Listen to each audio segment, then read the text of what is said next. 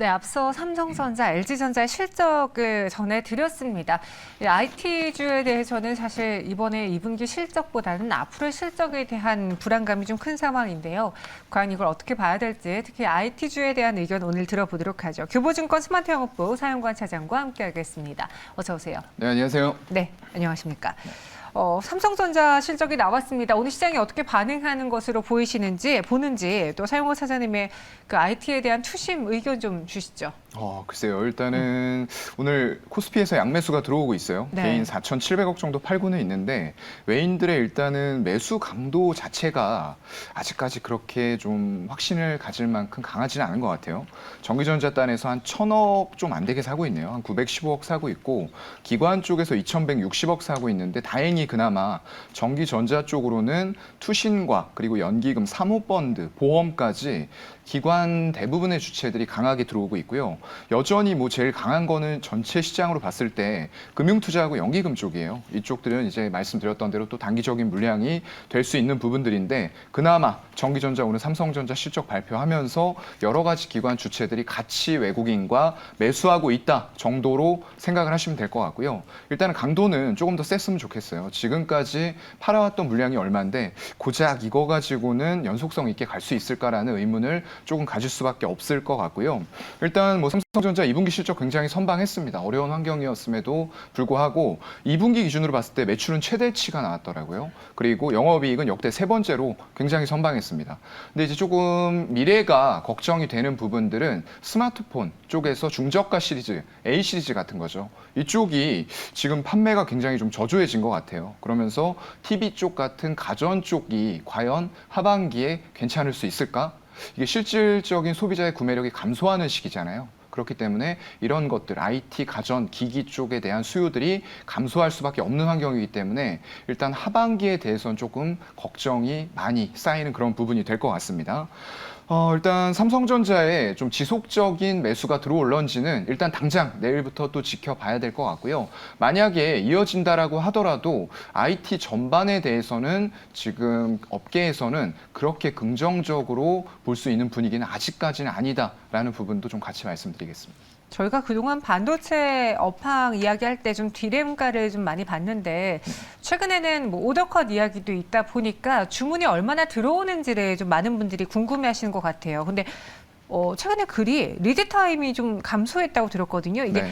주문한 뒤에 생산해서 배송하는 데까지 걸리는 시간을 리드 타임이라고 하는데 이 반도체 리드 타임이 감소했다는 게 무슨 의미가 갖고 있습니까? 어떤 의미가 있습니까? 네, 의미를 조금은 부여할 수도 있고 아니다라고도 할 수 있는데 이제 의견들이 좀 팽팽히 부딪히고 있는 것 같아요.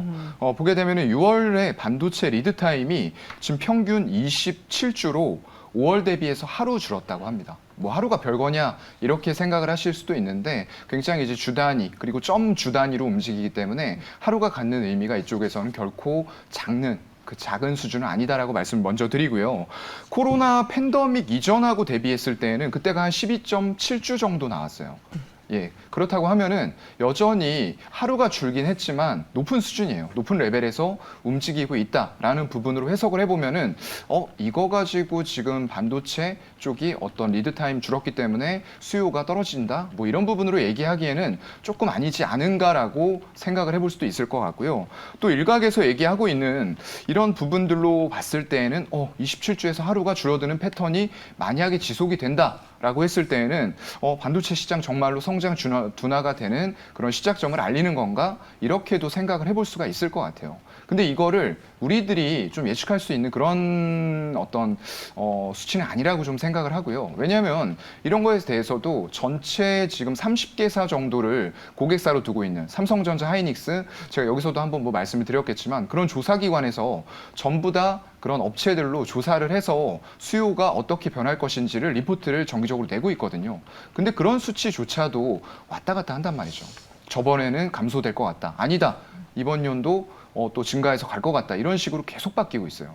그만큼 시계가 불투명한 상황이기 때문에 과연 이렇게 하루 줄어든 거 단기로 봐서 이걸 의미를 부여할 수 있느냐라고 하면 저는 좀 아니다라고 일단은 말씀을 드리고 싶고요. 연속적으로 나타나는 모습들이 있어야지만 의미 부여를 할 수가 있겠다라는 부분들. 그리고 아까 말씀드렸던 대로 코로나 대비해서 여전히 2배 이상 긴 리드 타임을 가지고 있기 때문에 그 증가세 자체는 계속적으로 계속되고 있다라는 부분들이 좀 맞을 것 같아요. 그래서 지금 주요 제조업체 쪽이 또 원자재 재고를 미리미리 이런 상황에 대비해서 축적해 나간 부분들도 분명히 있을 거고요. 그리고 수요 감소에 따른 동반 생산 감소가 아니냐라고 또 얘기를 하는데 그런 부분들은 아까 얘기했던 대로 코로나 이전 대비해서도 높은 수준 유지가 되고 있기 때문에 그런 부분에 대해서는 조금 의심은 거둘 필요가 있지 않나라고 저는 좀 생각을 하고 있습니다. 네.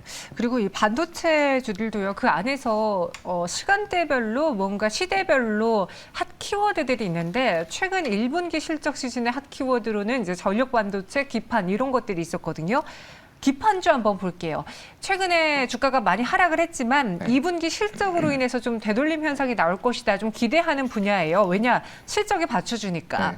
이 기판에 대해서는 어떻게 보십니까? 글쎄요. 일단은 기판도 기판인데 시장이 먼저 돌아서야 된다라는 부분들을 먼저 말씀을 드리고 일단 뭐 바닥 잡는 모습들 자꾸 나오고는 있는데 이게 이제 경기 침체로 가지 않는다라는 전제 하에서 바닥권이 잡혔다라는 말씀을 먼저 드리고요. 그럼에도 불구하고 기판 쪽은 좋습니다. 근데 이제 항상 어느 업종이든 이 얘기가 나오는 것 같아요. 한창 좋을 때 피크아웃 하는 거 아니냐, 꺾였다 이런 얘기들 나오면서 이제 주가가 꺾이는 흐름들이 같이 시장의 흐름과 나오고 있는 그런 상황이거든요. 기판 같은 경우에도 글쎄요, 제가 근데 봤을 때에는 이런 대규모 투자들이 이렇게 시설 투자가 들어가는 부분들, 특히나 제조업단, 반도체 단에서 들어갈 때는 수요처가 확실하게 확보되지 않고 고객사가 확보되지 않은 상태에서는 절대 증설을 하지 않습니다. 근데 그런 부분들을 단행한다라고 하는 거는 이미 고객사를 확보해놓고 굉장히 중기 이상, 장기 이런 관점으로 수요들이 확보가 돼 있기 때문에 증설을 하는 부분이라고 생각을 하시면 될 것 같고요. 일단 FC BGA가 과도한 좀 피크아웃 우려들이 있었죠. 그러면서 일각에서는 메모리 반도체 기판에 대해서 오히려 쇼티지가 날 것이다라는 전망도 제기를 하고 있어요. 굉장히 이런 쪽에서도 시각들이 개개인의 의견이 반영이 돼서 들어가는 부분이기 때문에 어쩔 수가 없습니다. 다 달라요. 네, 그렇기 때문에 이런 의견들을 여러분들이 종합적으로 들어보시고 결국에 최종 판단을 해야 되는 건 여러분들 본인이다라는 부분들도 좀 생각을 해보시고요.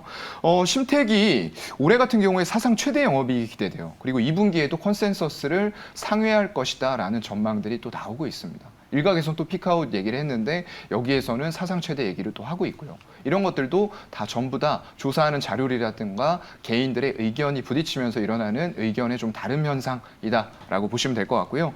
장기 공급 계약이 계속 수주가 되고 있어요. 이런 부분들은 결국에 중장기적으로 안정적인 실적을 확보해 나가는 기틀이 되는 거거든요. 그렇게 된다고 보면은 최근에 공시 나온 것들 보면 코리아 서키트가 특히나 2회에 걸쳐서 2,500억의 수주를 받았어요. 굉장한 규모로 단지 2건의 공시로 그 정도의 규모를 받았다라는 부분들은 사전에 이 업체에서도 어느 정도 예상하고 미리미리 증설이라던가 이런 부분들 다 했던 거겠죠.